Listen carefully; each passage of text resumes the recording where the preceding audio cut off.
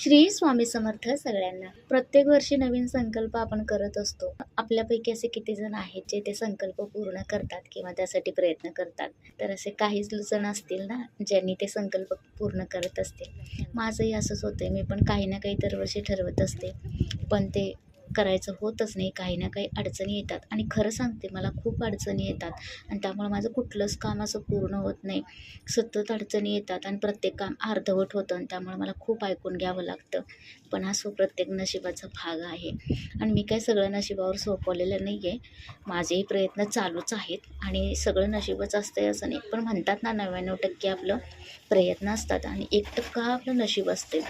आता मी तर सगळं स्वामी समर्थांवरती सोपवलेलं आहे आणि ते माझ्या पाठीशी आहेत आणि नक्कीच ते मला मार्गदर्शन करतील आणि मार्ग दाखवतील. आणि माझं कुठं अडलं आणि मला काही पुढे सुचलं नाही तरी देखील ते मला नक्कीच मार्ग दाखवतील. तर चला आता इथे गरम पाणी पिते मी. आणि आज पहाटे रोज तसं मी उठतेच लवकर, पण आज जरा लवकरच उठले कारण बाहेर फिरायला जायचं होतं आणि हाच माझा संकल्प होता ना नवीन वर्षापासून फिरायला जायचं, कारण सकाळी 7 वाजता डबा द्यायचा असतो आणि कामं असतात सगळे, घरातले स्वयंपाक नाश्ता सगळं आवरायचं असतं. त्यामुळं लवकर उठते, पण तरी देखील बाहेर फिरायला जायचं काही शक्य होत नाही. पण आज ठरवलंच, म्हणलं लवकर जाऊयाच आणि छोले भिजत घातले होते काल रात्री, ते कुकरला लावून आता छान मऊसूत शिजवून घेतले. गरम पाणी पिले, त्यानंतर ब्लॅक टी पण थोडा पिला बघा. चला आता फ्रेश झालेले आहे. आणि थंडी खूप होती सकाळी. भांडी घासताना का नाही हात गारटले, रात्री उशीर झाला होता जास्त, त्यामुळे भांडी मी ठेवून दिली होती म्हणून रात्रीची भांडी सकाळी घासली.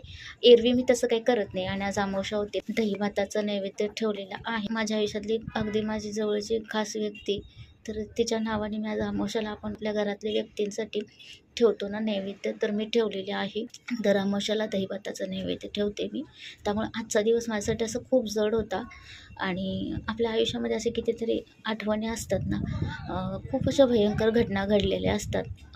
चांगल्या गोष्टी तर फारशा नाही आहेच माझ्या आयुष्यामध्ये, खरं कडू आठवणी वगैरे खूप आहेत.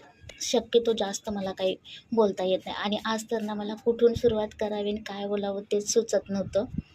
तर चला आता इथे नाश्ता केला मी. चपाती करून घेतली आणि रात्रीची भाजी शिल्लक होती तर तेच खाल्लं बघा.